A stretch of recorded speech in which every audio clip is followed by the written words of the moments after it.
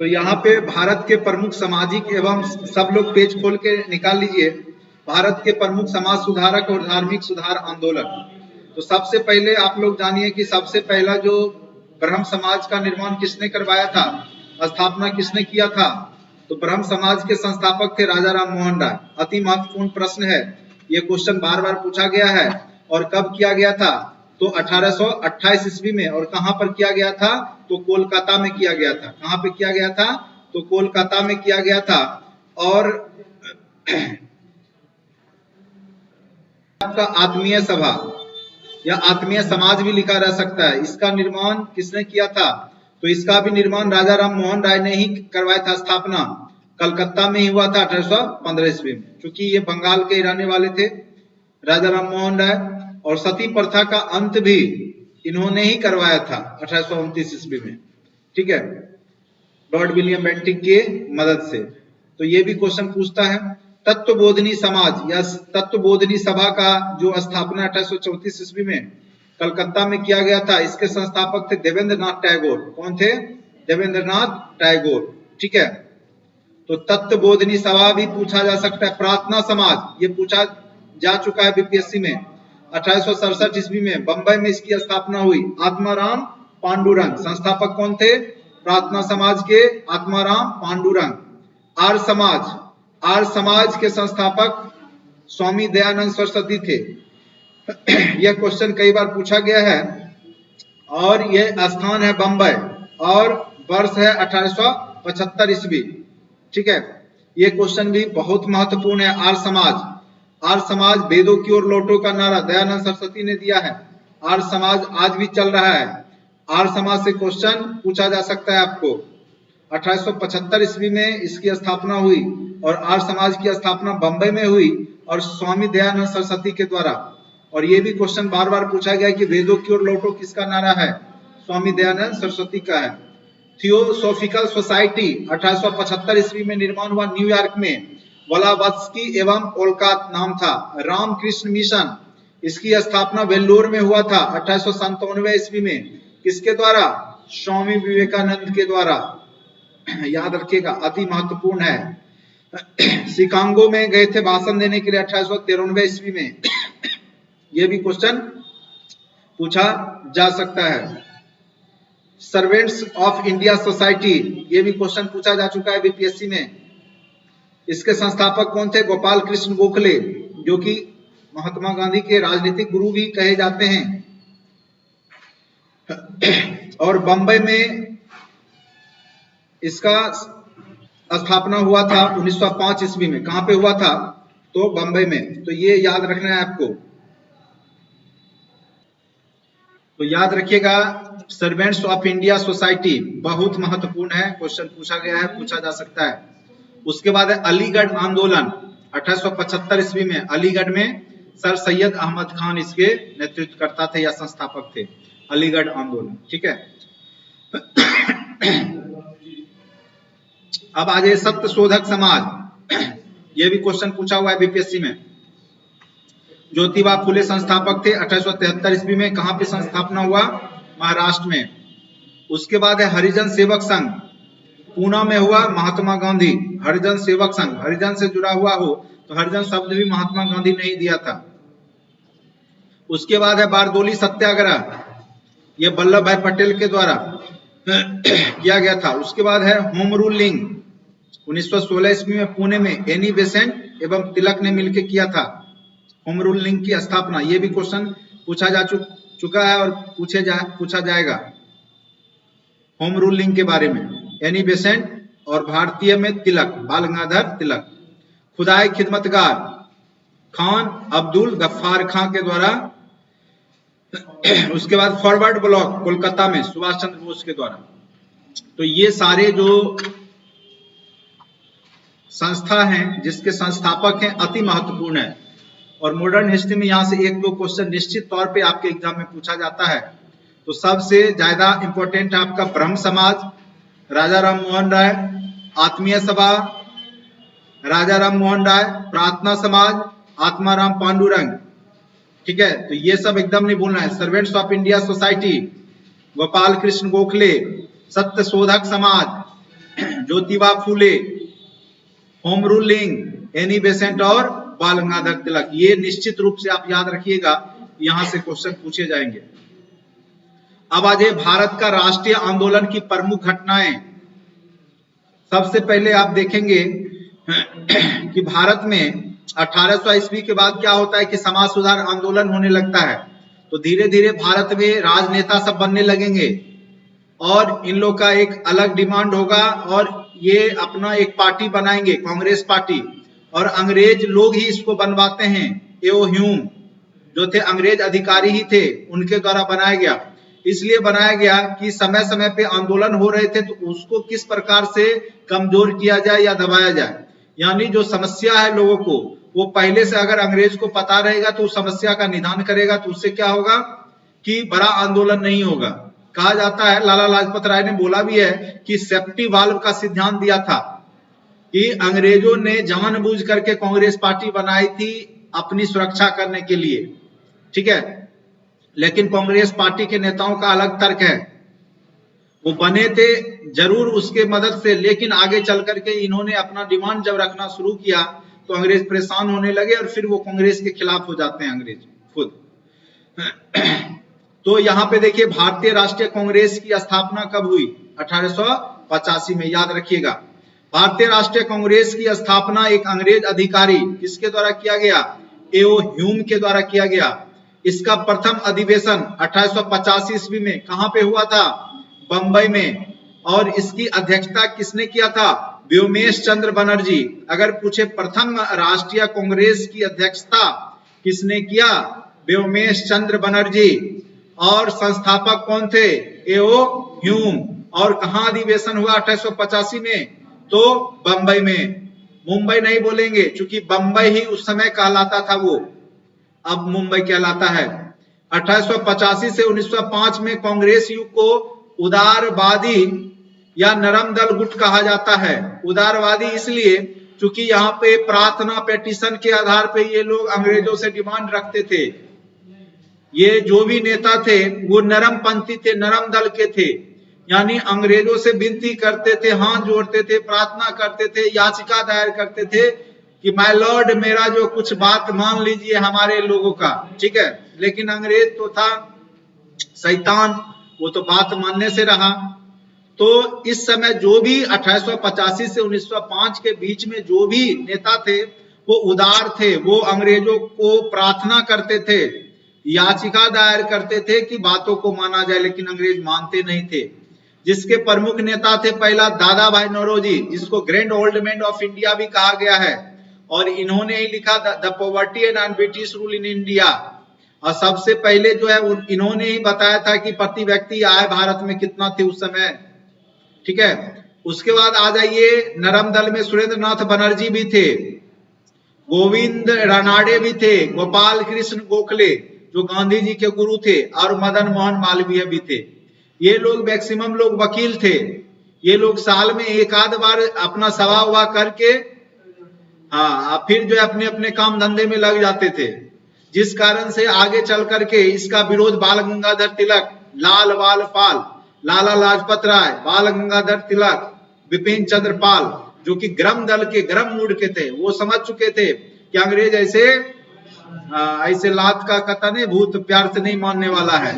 तो वही बात था, अंग्रेज जो है प्रेम से मानने वाला नहीं था, उसको चाहिए था कुछ डोज। तो अब ये 1905 के बाद देना शुरू करेंगे। 1905 से 1919 के चरण को गरम दल का युग कहा जाता है। इसके प्रमुख नेता बाल गंगाधर तिलक।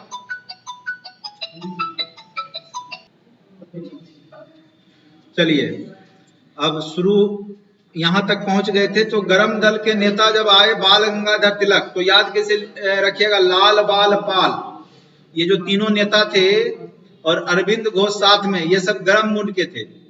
अब ये लोग जो क्रांतिकारी विचारधारा रखते थे, ठीक है।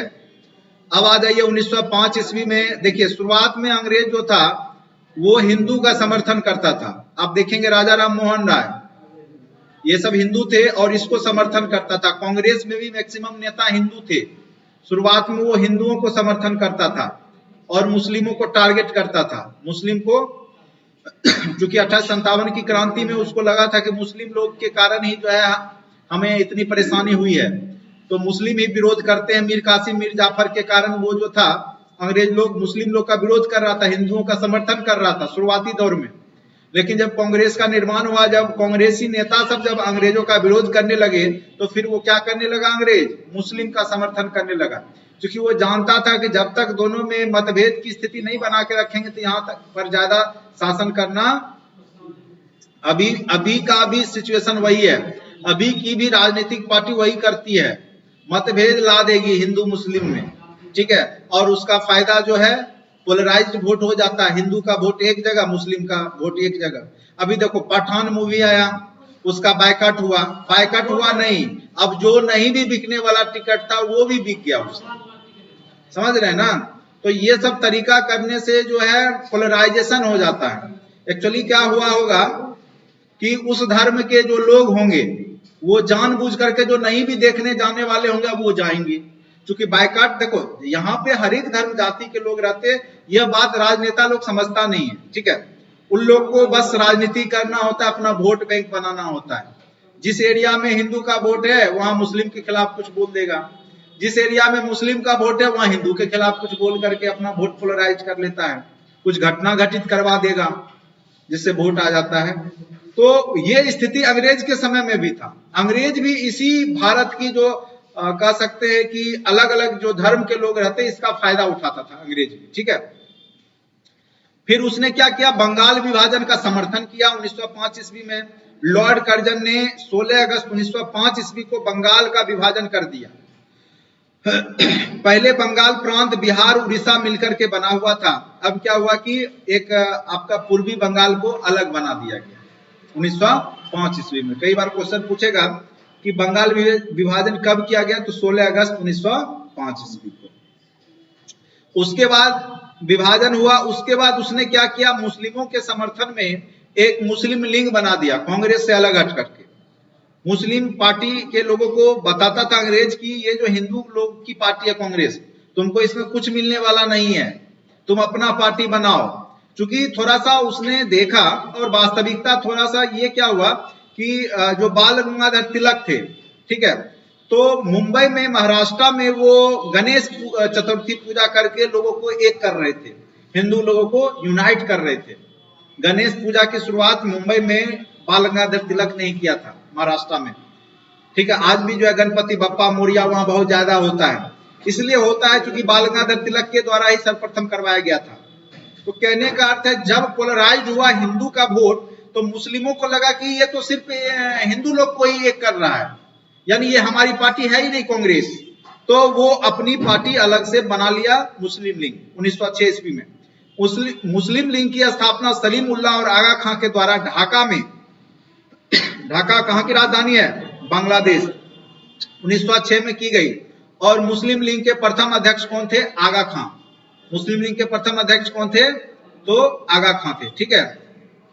ये जो कांग्रेस है वो हिंदुओं का पार्टी है और तुम्हारा इसमें भला नहीं होना है। तो कुछ मुस्लिम जो अग्नि नेता थे वो लोग अलग से मुस्लिम लीग बना लिए 1906 ईस्वी में। और यही समय था कि जब आप देखेंगे कि हिंदू मुस्लिम में यहाँ पर विभेद होना शुरू हो गया, ठीक है। हिंदू मेन रूप से कांग्रेस की जो पार्टी थी, कांग्रेस जो पार्टी है वो हिंदुओं की पार्टी मानी जाने लगी और मुस्लिम लीग मुस्लिमों का। लेकिन ऐसी बात नहीं है, कांग्रेस में बहुत सारे नेता मुस्लिम भी थे जो यह बात समझा रहे थे मुस्लिमों के कि ऐसी बात नहीं है, ये जानबूझ करके अंग्रेजों के द्वारा किया गया चाल है, ठीक है। आगे फिर देखिए लखनऊ में समझौता हुआ 1916 ईस्वी में, लखनऊ समझौता। और यहीं पे आप देखेंगे कि गांधी जी ने मुस्लिम लीग को स्वीकार कर लिया। अगर पूछेगा कि गांधी जी ने मुस्लिम लीग पार्टी को कब स्वीकार किया था, तो वो लखनऊ समझौता में। मुस्लिम लीग और कांग्रेस के मध्य 1916 ईस्वी में समझौता हुआ और जिसमें कांग्रेस व लीग ने मिलकर संयुक्त समिति की स्थापना की और यह समझौता लखनऊ समझौता के नाम से प्रसिद्ध हुआ, ठीक है। तो यह क्वेश्चन भी पूछा जा सकता है कि लखनऊ समझौता, चलिए, तो 1916 में लखनऊ समझौता हुआ, तो ये याद रखना है आपको। उसके बाद आइए नेक्स्ट पॉइंट आ जाइए, जलियांवाला बाग हत्याकांड 1919 में क्या हुआ कि अमृतसर में जो आपका रोलेक्ट एक्ट 1918 में आया था, उसके विरोध में पंजाब में जो अमृतसर जगह है वहां पर बहुत सारे जो लोग थे वो जमा हुए थे उस कानून के खिलाफ में। चूंकि पंजाब के एक प्रसिद्ध नेता थे उस समय डॉक्टर सैफुद्दीन किचलू और सत्यपाल, उनको उसी एक्ट के तहत, रोलेक्ट एक्ट के तहत गिरफ्तार कर लिया गया था।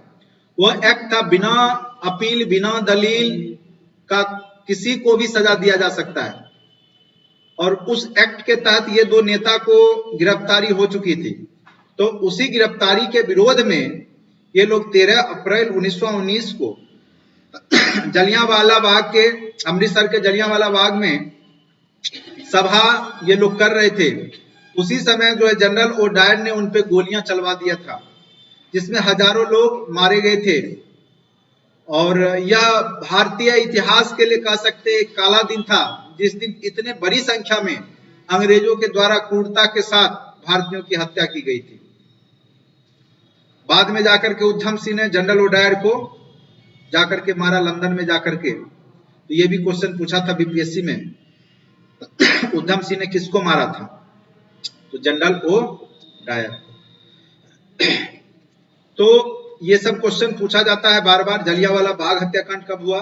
तो 1919 ईस्वी को। अब उसके बाद खिलाफत आंदोलन, आपको पता होगा 1914 से 18 में प्रथम विश्व युद्ध होता है, और उसमें क्या होता है कि मित्र राष्ट्र की जीत होती है, धुरी राष्ट्र हार जाता है।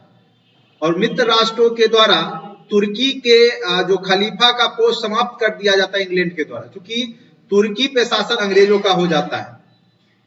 जब तुर्की के खलीफा के पोस्ट को समाप्त कर दिया जाता है, तुर्की पे अंग्रेजों का शासन हो जाता है, तो पूरे विश्व के मुसलमान, चूंकि वहीं के खलीफा का बात मानते थे, तुर्की से ही पूरे इस्लाम जगत में संचालन होता था, तो पूरे विश्व में एक हलचल आई अंग्रेजों के खिलाफ में। तो यहीं पे भारत में भी खिलाफत आंदोलन की शुरुआत मुस्लिमों ने किया 1920 ईस्वी में। प्रथम विश्व युद्ध के दौरान मुस्लिमों पर किए गए अत्याचारों का विरोध, यानी भारत में अत्याचार नहीं हुआ था, हुआ कहां था? तुर्की में। उसका विरोध किया मुस्लिम पार्टी के लोगों ने, जिसमें मोहम्मद अली और शौकत अली ये सब थे, जिन्होंने खिलाफत आंदोलन चलाया। ठीक है, आगे चल करके गांधी जी ने इसमें मान्यता दे दिया इस आंदोलन को, और गांधी जी को लगा कि यही अब मौका है हिंदू मुस्लिम एकता का, क्योंकि दोनों का दुश्मन अब क्या है? अंग्रेज। हिंदुओं का भी दुश्मन अंग्रेज, मुस्लिमों का भी दुश्मन अंग्रेज। इससे पहले क्या था? मुस्लिमों का दोस्त था ना अंग्रेज, वो मुस्लिम लीग बना रहा था, वो जो है बंगाल विभाजन करवा रहा था, यानी मुस्लिम के लिए कर रहा था। लेकिन अब क्या होगा कि गांधी जी को लगा कि एक मौका है कि हिंदू मुस्लिम को एक करने का, और जब तक हिंदू मुस्लिम एक नहीं होंगे तब तक अंग्रेजों को बाहर करना बहुत मुश्किल काम है। ठीक है, तो आज का भी राजनीति देखिएगा, अगर हिंदू मुस्लिम पे ही होता है, एक करके ही अगर अच्छी पार्टी जीत सकती है कोई। ठीक है, अब आ जाइए उसके बाद असहयोग आंदोलन। गांधी जी भी लगे, हाँ सोचे हम भी हाँ साफ कर ही ले, और उन्होंने असहयोग आंदोलन शुरुआत कर दिया। असहयोग, सबसे पहले गांधी जी ने चंपारण सत्याग्रह किया था 1917 ईस्वी में, नील विद्रोह किया। आपको पता ही होगा, चंपारण आकर के मोतिहारी में उन्होंने जो नीलाहा किसान थे, जो 3/20 तिनकठिया पद्धति थी, उसको समाप्त किया था। गांधी जी को लगा एक अच्छा मौका है कि हम लोग के द्वारा भी अंग्रेजों का खिलाफ किया जाए। इस आंदोलन का संचालन महात्मा गांधी ने किया, असहयोग आंदोलन, यानी अंग्रेजों का सहयोग नहीं करना है, बहिष्कार करना है। और इन्होंने अपनी केसरे हिंद जो उपाधि अंग्रेजों के द्वारा दी गई थी उसको त्याग दिया। केसरे हिंद की उपाधि को त्याग दिया। किसने? तो गांधी जी ने। ठीक है, तो असहयोग आंदोलन के पीछे कई कारण थे। जलियांवाला बाग कह सकते हैं, खिलाफत आंदोलन कह सकते हैं, और असहयोग आंदोलन में कई तरह के कार्यक्रम भी आपको देखने को मिलेगा। स्वदेशी अपनाया गया, स्वदेशी वस्त्रों का मतलब लोग जो विदेशी वस्त्र था उसका बहिष्कार किए, जला दिए। जो छात्र थे स्कूल जाना बंद कर दिए। बिहार तो उसमें अग्रणी था। ठीक है, बिहार में डॉक्टर राजेंद्र प्रसाद वगैरह बहुत अच्छे से उसमें भूमिका निभाए। तो पूरे भारत में अंग्रेजों का असहयोग किया जाने लगा। जो सरकारी कर्मचारी थे वो ऑफिस जाना बंद कर दिए। तो इस प्रकार से असहयोग आंदोलन शुरुआत हुआ। लेकिन दुर्भाग्य से आपको पता होगा 1922 ईस्वी में चौरी चौरा कांड हो जाएगा। चौरी चौरा कहां पे होता है? यूपी में, ठीक है, चौरी चौरा कांड। और यह कांड हो जाने के बाद क्या होता है कि गांधी जी को गिरफ्तार कर लिया जाता है, आंदोलन को दबा दिया जाता है। आंदोलन दब जाता है, गांधी जी ही उससे निकल जाते हैं। चूंकि वहां पे बहुत सारे जो पुलिस थाना में ही आग लगा दिया जाता है, ठीक है, चौरी चौरा में, यूपी में पड़ता है। तो वहां पे 1922 ईस्वी में चौरी चौरा कांड हो गया। तो बहुत सारे पुलिस अधिकारी को जला दिया गया, मतलब पुलिस थाना को ही पूरा पुलिस को कुर्सी पे बांध करके आग लगा दिया था। क्योंकि कुछ लोग आंदोलन के दौरान पुलिस के गोली से मारे गए थे और उसी का बदला लेने के लिए जन आक्रोश ने क्या किया था, पूरे थाना को घेर करके सभी को कुर्सी में बांध करके, शायद 50 या 60 की संख्या में थे पुलिस, उस सबको बंद करके उसमें आग लगा दिया था।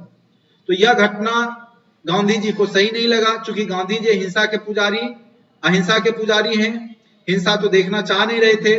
तो गांधी जी को लगा कि नहीं, जो हम जिस रास्ते से देश को आजाद कराना चाह रहे हैं वो उस रास्ते पे जनता नहीं है। तो वो पीछे हाथ खींच लेते हैं और फिर इनको जेल भी होता है आगे चल करके, और लेकिन बहुत जल्द ही रिहा भी कर दिया जाता है। तो चौरी चौरा कांड के साथ ही वो असहयोग आंदोलन समाप्त होता है। तो ये भी क्वेश्चन पूछा जा सकता है, चौरी चौरा असहयोग आंदोलन का अंत चौरी चौरा कांड के साथ ही हुआ था। अब आ जाइए साइमन कमीशन। साइमन कमीशन जो 1918 ईस्वी में रॉलेट एक्ट आया था, ठीक है, उसी प्रत्येक 10 वर्ष पे वो चेक करने के लिए आता था जो रूल बनाया गया वो सही है कि नहीं है, सही ढंग से लागू हो रहा है कि नहीं हो रहा है देश में। तो साइमन कमीशन 1927 ईस्वी में साइमन कमीशन बना था और आया था वो भारत 1928 ईस्वी में। लेकिन इसमें एक भी भारतीय नेता शामिल नहीं थे, जिस कारण से कमीशन का भारतीयों के द्वारा विरोध, यानी जो भारत पे कानून बनेगा, जो भारतीयों पे शासन होगा और उसमें एक भी भारतीय जो है कानून बनाने में है ही नहीं, तो किस प्रकार का शासन होगा। तो भारतीयों ने इसका विरोध किया और इसी दौरान लाहौर में जब विरोध कर रहे थे लाला लाजपत राय, तो उनको लाठियों के प्रहार से उनको जख्मी कर दिया गया। आगे चल करके उनकी मृत्यु हो गई, लाला लाजपत राय, ठीक है। तो साइमन कमीशन के विरोध में ही लाला लाजपत राय की मृत्यु होती है, अंग्रेजों के डंडे के चोट से उनका जख्मी हो जाता है सर, और आगे चल करके इनकी मृत्यु हो जाती है। अब आ जाइए कांग्रेस का लाहौर अधिवेशन 1929 ईस्वी में। पंडित जवाहरलाल नेहरू अब भारतीय राजनीति में सक्रिय हो गए और इन्होंने पूर्ण स्वराज की मांग रखी लाहौर के रावी नदी के तट पर। वह दिन 26 जनवरी ही था, इसीलिए आगे चल करके 26 जनवरी को ही गणतंत्र दिवस के रूप में मनाया गया, ठीक है। तो 26 जनवरी को लाहौर के रावी नदी के तट पे पंडित नेहरू ने कसम खाया था, जब तक कि हम देश को पूर्ण रूप से आजाद नहीं करा लेते तब तक चैन की सांस नहीं लेंगे और पूर्ण आजादी चाहिए, ठीक है। और ये भी क्वेश्चन कई बार पूछा है, कांग्रेस का लाहौर अधिवेशन कब हुआ था? तो याद रखिएगा 1929 ईस्वी में कांग्रेस का लाहौर अधिवेशन हुआ था, ठीक है। अब आते हैं दांडी यात्रा 1930। आप देखिएगा गांधी जी संघर्ष विराम संघर्ष की नीति अपना रहे हैं। 1917 में उन्होंने आंदोलन किया, फिर शांत हो गए, फिर 1920 में असहयोग किया, फिर 1922 के बाद शांत हो गए। अब फिर वो कब करेंगे? तो 1930 ईस्वी में। और यही आंदोलन क्या कहलाता? सविनय अवज्ञा आंदोलन। क्या कहलाता है? सविनय अवज्ञा आंदोलन। दांडी यात्रा यानी नमक कानून को ये तोड़ेंगे। दांडी यात्रा को नमक तोड़ो आंदोलन भी कहा जाता है। गांधी जी ने अहमदाबाद के साबरमती आश्रम से 12 मार्च 1930 ईस्वी को दांडी जो जगह है वहां के लिए यात्रा प्रारंभ किए और 5 अप्रैल, सॉरी ये 6 अप्रैल होना चाहिए, 6 अप्रैल 1930 को दांडी पहुंचे थे। दांडी नमक भी आता है इसीलिए इसी के नाम पे है दांडी नमक, दांडी यात्रा। और सबसे पहले गांधी जी ने नमक कानून तोड़ने का ही कोशिश किया। क्यों? क्योंकि एक नमक ऐसा चीज है जो गरीब अमीर सबको बराबर जरूरत है। कोई ये नहीं कहेगा कि गांधी जी अमीरों के साथ हैं या गरीबों के साथ हैं। इसलिए उन्होंने बहुत सोच समझ करके नमक कानून को ही तोड़ा। चाहे अमीर हो चाहे गरीब हो, नमक का खपत उतना ही होता है। लेकिन गरीब आदमी के घर में चीनी का खपत कम होता है, अमीर आदमी के घर में चीनी का खपत ज्यादा होगा। ज्यादा मिठाई खाएंगे, अच्छे अच्छे पकवान खाएंगे बना के, तो चीनी ज्यादा लगेगा ना, गरीब आदमी को तो उतना पुरता नहीं है। तो गांधी जी बहुत सोच समझ करके नमक कानून को ही उन्होंने तोड़ा था। और ये एक ऐसा कानून था जो सबको फायदा पहुंचा था। लोग अब नमक बनाने लगे स्वयं। पहले क्या था कि अंग्रेज के द्वारा जो नमक बनाया जाता था उसको खरीदना होता था, उसका टैक्स देना होता था अंग्रेजों को, भारतीयों को। अब वो टैक्स, जो गरीब लोग थे वो सब टैक्स से बच जाएंगे, अब खुद नमक तैयार कर लेंगे। तो ये नमक तैयार समुद्री एरिया जहां समुद्र है उसी के जल से होता है। तो नमक कानून तोड़ा गया और सविनय अवज्ञा आंदोलन यहीं से शुरुआत हुआ। सविनय अवज्ञा, विनय पूर्वक, प्रार्थना पूर्वक हम अवज्ञा करेंगे कि हम आपके बात को नहीं मानेंगे, आदर पूर्वक कर रहे हैं, नहीं तो आप हमारे देश को छोड़ करके चले जाइए। अब हम जिस हालात में हैं उसी हालात में छोड़ दीजिए अब हम लोग को, अब हम लोग अपना शासन कर लेंगे। सविनय कर रहे हैं गांधी जी, इसलिए नाम ही रखा गया सविनय अवज्ञा आंदोलन। लेकिन इरविन थे उस समय के वायसराय। गांधी इरविन समझौता हो जाता है, क्योंकि अंग्रेज को लगा कि गांधी को जल्दी से मनाना जरूरी है, नहीं तो जन आंदोलन हो जाएगा। 1931 में 30 में आपका क्या हुआ? सविनय अवज्ञा हुआ। गांधी इरविन समझौता 1931 में होगा। इरविन बोलते हैं हम आपके बात को मान लेंगे, आपकी जो जो नीड है वो दीजिए। तो 14 सूत्री मांग रखे थे, 14 डिमांड था गांधी जी का कि ये आप डिमांड पूरा कीजिए। उसमें से कुछ डिमांड को छोड़ के, मतलब कुछ ही डिमांड को अंग्रेजों ने माना था, लेकिन गांधी जी कहते थे कि जितना मिल गया उतने में खुश रहो, फिर दोबारा आंदोलन करेंगे। ठीक है, तो यहाँ पे पूरा अगर नहीं भी मिलता था तो गांधी जी आंदोलन तोड़ देते थे। अगर 14 डिमांड रखे, अगर 5-6 भी मिल गया तब भी गांधी जी, उनका कॉन्सेप्ट अलग था, वो अलग रिसर्च करते थे। तो कुछ डिमांड को यहाँ पे माना गया और उस डिमांड को मान करके यहां पर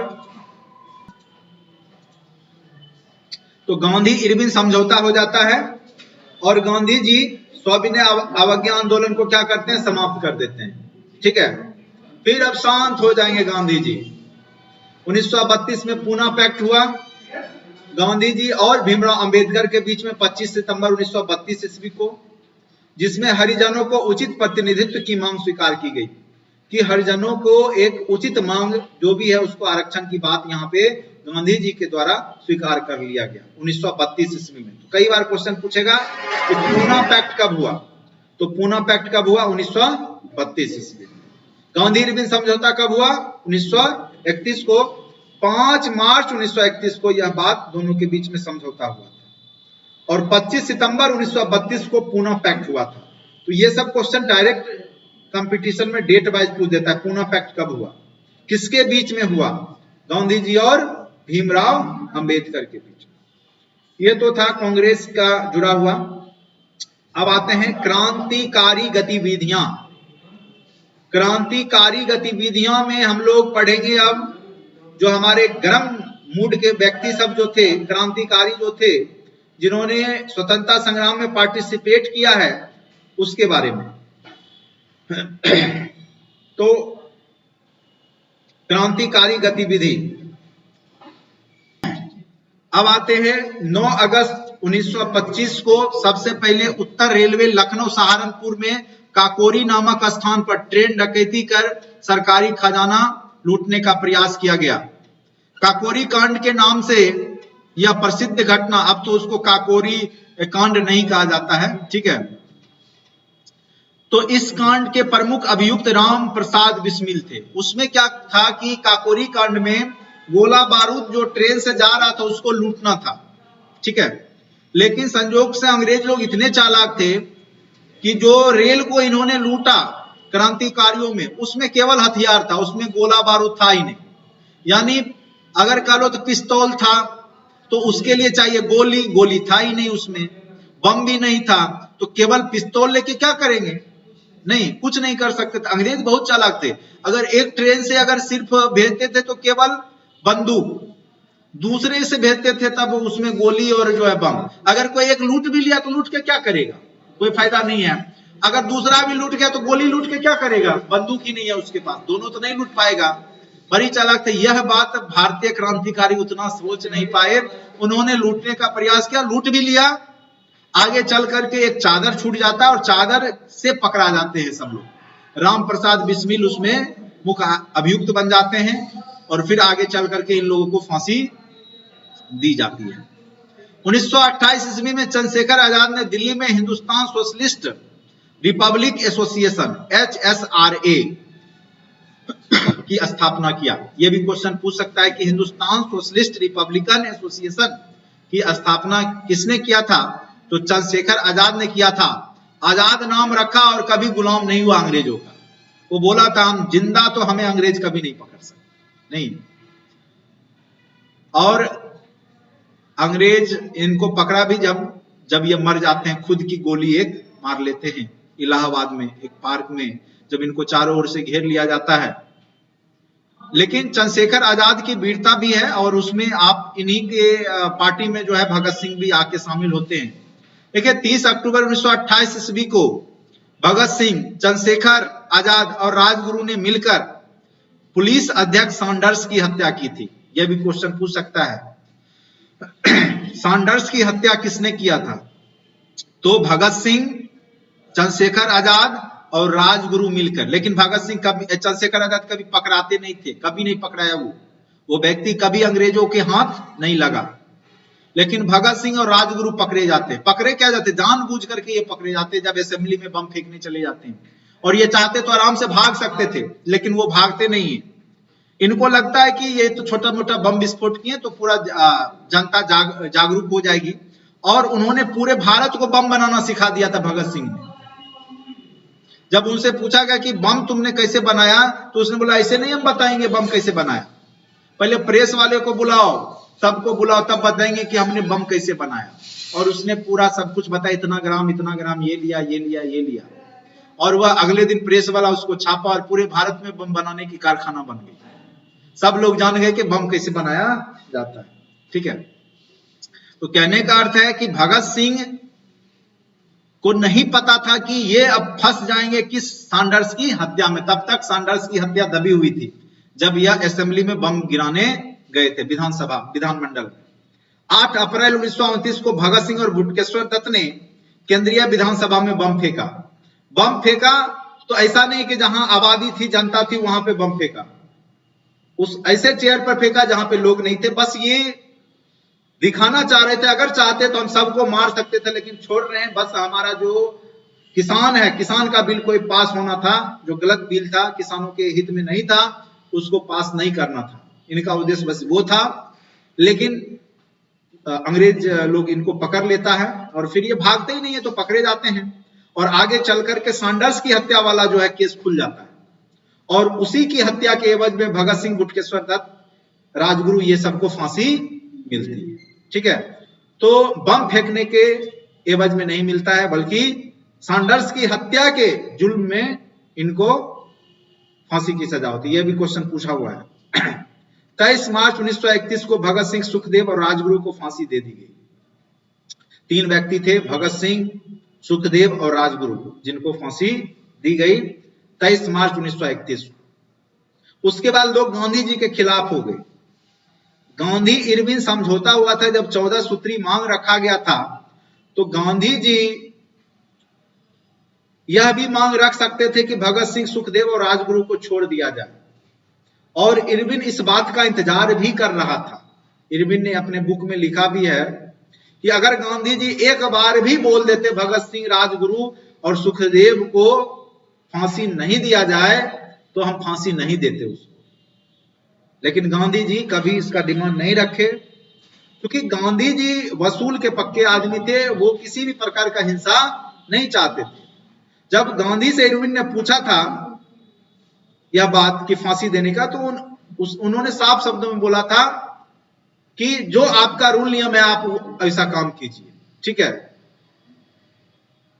अगर यहाँ पे गांधी जी मना कर देते, रोक देते, ऐसा इरविन अपने बुक में लिखता है कि हम इंतजार कर रहे थे कि गांधी एक बार बोले उसको माफ करने का, तो हम उसको माफ कर देते, लेकिन गांधी जी ने नहीं बोला था, क्योंकि गांधी जी का जो वसूल था, जो जिस माध्यम से वो सत्य अहिंसा के माध्यम से देश को आजाद करना चाह रहे थे, तो उसमें ये लोग हिंसावादी थे, तो विचार में दोनों में क्या था, अंतर था। इसलिए गांधी जी ने उस हिंसावादी विचार का समर्थन नहीं दिया।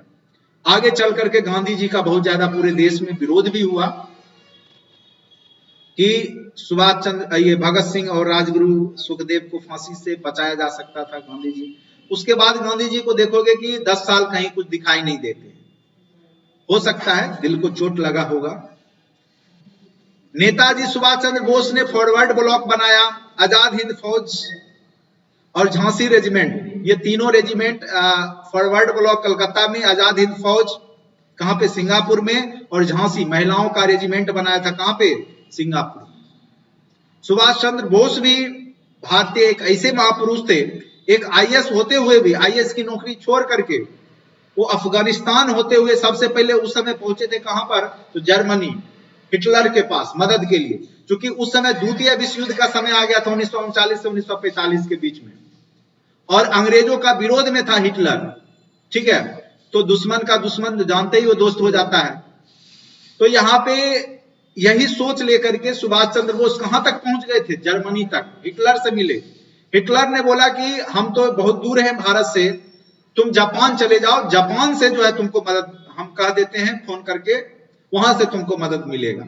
तो वही जापान जाते हैं, जापान के साथ फिर जब भारत और अंग्रेज और जापानी सेना के बीच में युद्ध होता है, तो उधर से जो है आजाद हिंद क्या होता है कि बहुत सारे अंग्रेजी सेना में जो भारतीय थे उनको बंदी बना लिया जाता है जापान, जापान के द्वारा, क्योंकि जापान उस समय बहुत ज्यादा प्रभुत्वशाली हो चुका था।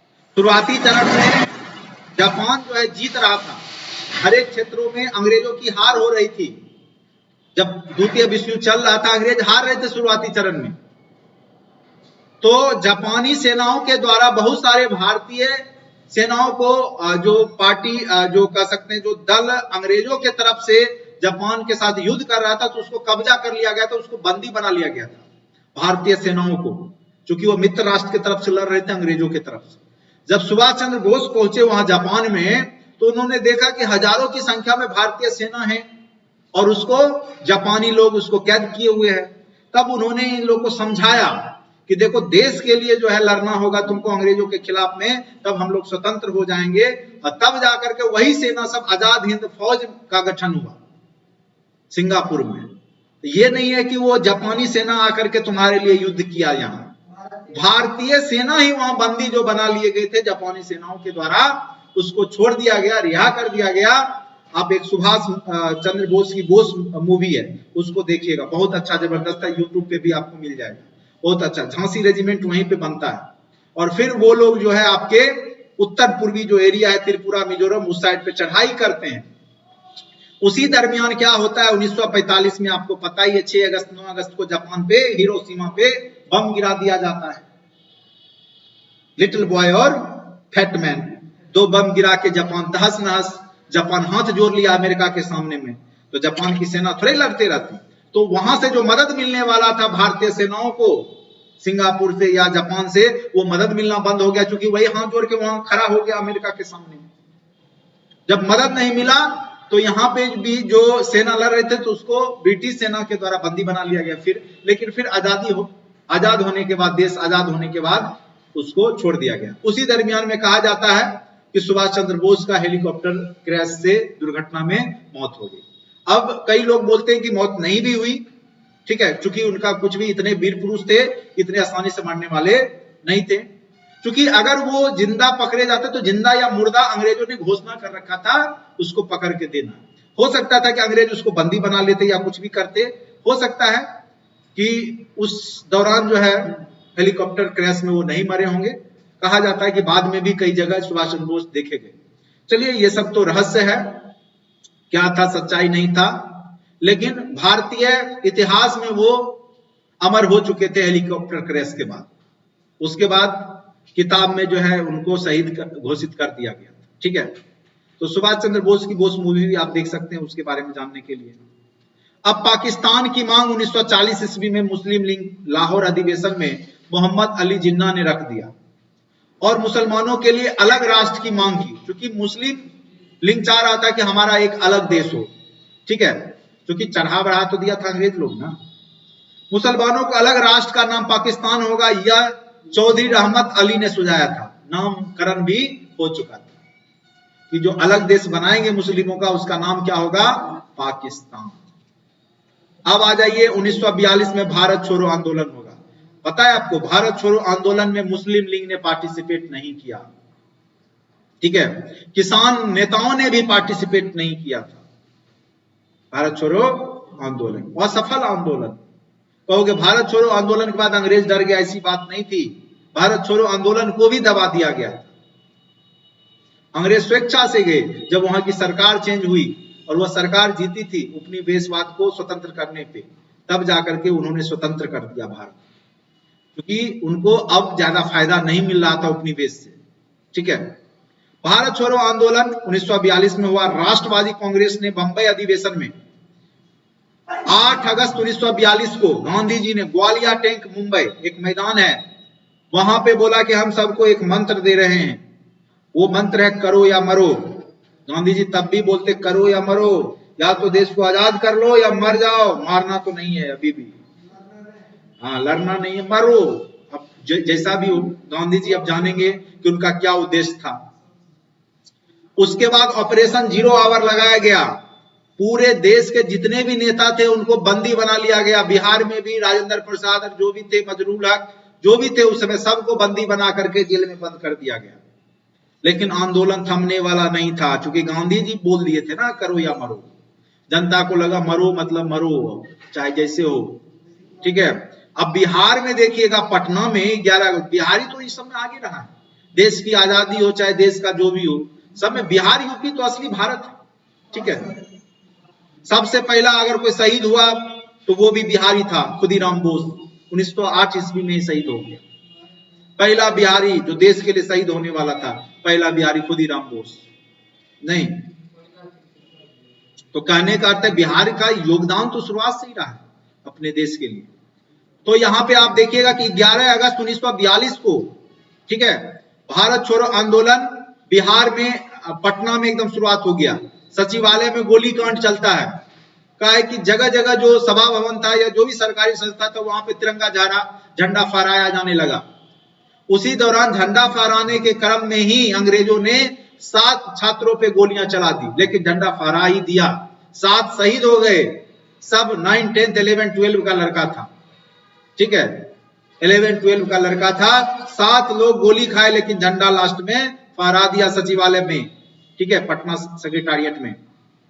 और यह आंदोलन लास्ट में जाकर के अंग्रेजों के द्वारा कंट्रोल कर लिया गया।